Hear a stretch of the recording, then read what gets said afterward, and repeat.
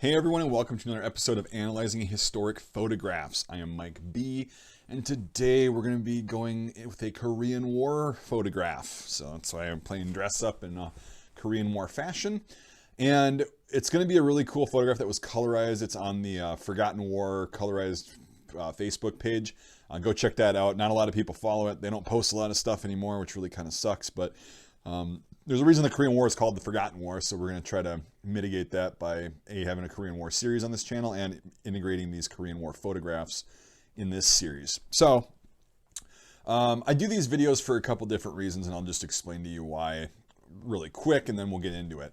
So one is that I enjoy doing it. It's very easy for me to do these, just analyzing photographs, and it's very fun. I get a lot of positive feedback from the community. So I'm going to keep making these videos as long as I have photographs from historical events, which can be worldwide. I'm more of a military history guy, so that's kind of going to be the theme, if you haven't noticed. But I'll analyze basically any historic photograph that I think is interesting or cool. So, and then another reason that actually serves a purpose is that I've been contacted by a few different educators who say that younger people seem to be having a tough time doing something like this, historical analysis, besides just looking at a photograph and then, taking it at face value and then moving on and never looking at it again. It's a really good skill to have with anything, to be able to analyze specifically a piece of history. Like a picture says 1,000 words. That's an old saying. It's very true. Let's see if I can get to 1,000. Probably won't take long, my blabbermouth. But yeah, anyway, so I'm just going to be doing this for that reason too, to kind of show people how I analyze photographs. It doesn't mean it's the right way or the wrong way. It's just how I do it. And this is going to be based on my level of knowledge and my familiarity with the subject at hand. Now, my knowledge might differ from yours, which it probably will. Either I'll know a lot more than you do about this, or I'll know a hell of a lot less than you do about this. But generally, we might know the same, but this is just going to be from my area of expertise and my observations and my style of analyzing historic photographs. So I have seen this one before, but there's always details that I miss, so throw those in the comments because it's probably going to happen. If I miss something that you pick up or you disagree with me on stuff, make sure you let me know because we'll get some historic discussion going. That's what it's all about. Now, let's get to the photograph. So, right away, it hits you in the face. You see a bunch of Jeeps, you see a bunch of guys, you see a bunch of M1 helmets, M1 rifles. You can see houses in the background and then what looks like a mountain behind those. You see some kids in white standing on the right side of the photo. And then you see the Jeep that's in motion, or probably that is a Jeep. That's a weird looking one. It's like a trailer or something, carrying some guys. And these people just look like they're really tired or, just whatever. So now let's get into the details of the actual soldiers themselves, the human part of it, and then we'll analyze the gear. So in front, you can see these are, average looking 20-something-year-old guys, probably infantrymen, judging from their loadout. You got the guy with the M1 rifle looking at the Jeep that's moving on the, kind of center right, but closest to the camera. You can see his belt. His pouch on the 1928 or 1923 cartridge belt is open. So either he used that or he hasn't loaded it yet. He's got his canteen. And then the guy right in the front, in the middle, front and center, staring right into the camera. So this guy that's taking the picture is probably on the hood of this Jeep that it appears to be, like a Jeep convoy, taking a photo of what's going on. So this is going to be in July of 1950. That's the only context I really have, and that is at the very beginning of the U.S. involvement, and we'll get into the unit that this is that people misconstrued in the comment section on this page, but it's actually, you got to be observant on little things that can help you get a lot more context to a photograph. So you see the M1 helmets. Very few of them actually have the chin strap hooked up over the front from the liner like I have on this one right now. That's kind of unusual, but also not uncommon for the Korean War.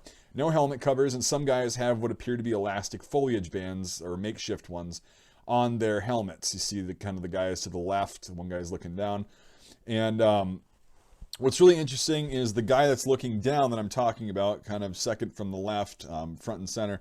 He's got an M1 or M2, more than likely carbine. It's got a plastic cover on it for rain and stuff like that. That's pretty interesting if you didn't see that. And the guy that's kind of behind him, it's also got an M1 or M2 carbine, does not have a plastic cover on his M1.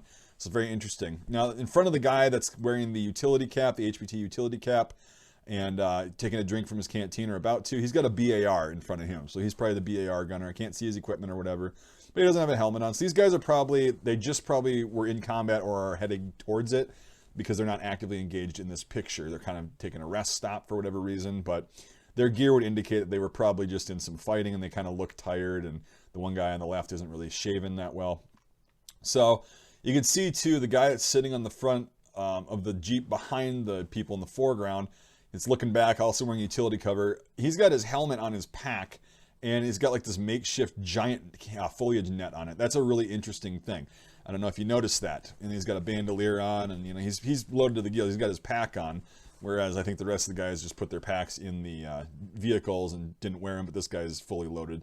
And you kind of see the guys just, one guy looks like he's eating something. The driver's kind of just sitting there. So yeah, these guys are moving for the Jeeps on the right are moving for a reason, and maybe these guys are just not. Maybe they're going to follow them. Who knows? And then you see all these civilians in the background. You see these Korean civilians standing on the left side. There's a kid looking at them. People are kind of sitting there watching this go down at the intersection, in the top right or top left of the photograph.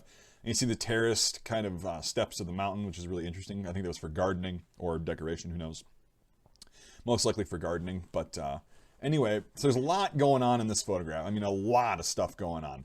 The road is obviously a gravel road. It's not really, the country wasn't really industrialized much at that point to get paved roads out in the country.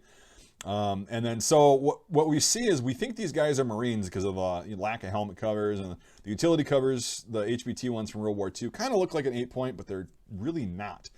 And besides the gear and stuff, you really can't see many boots, which would also be an indicator for being able to tell a little bit between the Army and the Marines. But you can see the boots on the Jeep that looks like it's in motion, and the guy holding the M1 rifle. Those are going to be the 1943 double buckle boots.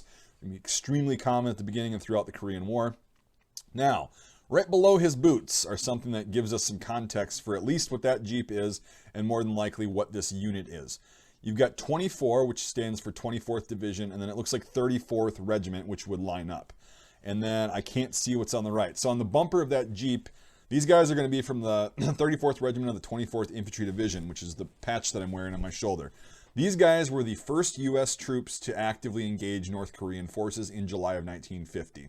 These guys were working with, they were working kind of with Marines and South Korean troops, and they ended up, spoiler alert, getting absolutely slaughtered, and a lot of them got captured. It was a pretty crushing blow for the 24th Division.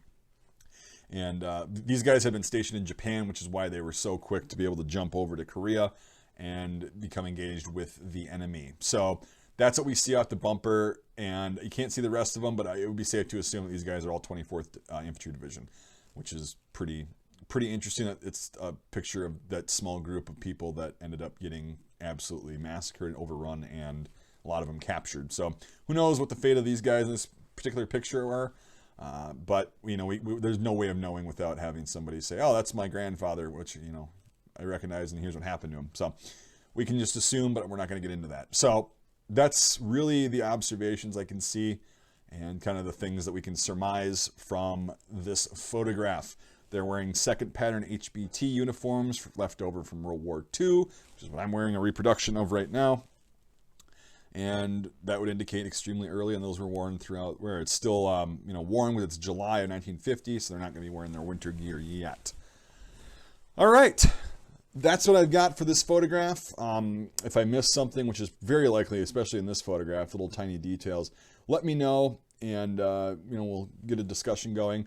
Very interesting photograph. Very, again, the Korean War is very forgotten about and very just kind of overlooked because World War II happened so, within 5 years of it, and that kind of got the glory. And then Vietnam was 20 years later, or 15 years rather, from Korea. But yeah, so I chose this as the first photograph in the series to be the Korean War because of the absolutely early gear and just the nature of this photograph being the 24th Division that got, they had a really rough go, we'll just say. So anyway, hopefully you enjoyed this video, and I just want to take a moment to thank the sponsors of this video and my channel, my Patreon supporters, and YouTube channel members. So the whole vision I have and the goal I have for my channel is to remain as self and crowd-funded as possible, because that just keeps me only accountable to myself and the viewers. I'm not a fan of people just taking corporate sponsorships just because they want money and they don't really necessarily believe in that product 100%. I will only do that. I will only do like a corporate sponsorship type thing if a company is willing to send me the product to review, which I'll do a video on. And I actually believe in the product. So you don't have to worry about me shilling for, you know, a bunch of other things that have nothing to do with my channel. So that's why crowd and self-funding really do help me out. And if I could just stay that way as much as possible, that would be great. So if you want to make that happen, you can become a sponsor of the channel and support me via Patreon or becoming a channel member. $5 a month or more on either platform gets you access to my Discord server, which is very fun, interactive, and I actually learn a lot on there. And there's a lot of cool conversations that have been had, information. I usually poke around on there. Well, pretty frequently. I go there and talk some shit or whatever, and then, you know, learn something, look at a picture, post a picture. But yeah, I'm usually in there, so it's pretty fun. And we got a lot of people in there already. It's very interesting. Never thought I'd actually get to this point and be able to make content that I never thought I'd be able to make because of crowdfunding, you know, offsetting the cost of me self-funding the channel. So that's a really cool way if you want to do that, if you're able to. If you're not able to support me financially, I totally get that. If you still want to support me, you can. You can do what the YouTube algorithm likes, and you can either, or not either, but do all these things. Like the video, subscribe to my channel if you haven't already, post a comment letting me know what you think of this series or this video. And also sharing this video really does help. That's the best way to get the word spread. Geez, I'm kind of stuttering here today. But yeah, if you think this is a cool video, cool series, and this could possibly spark some interest in the Korean War or any, you know, kind of historical thing, for that matter, start a cool conversation, get somebody interested in it, make sure you share this video out. If you don't want to support me like any way like that, I just do appreciate everybody watching. That's a great way to support. And we'll see you on the next episode of Analyzing Historic Photographs.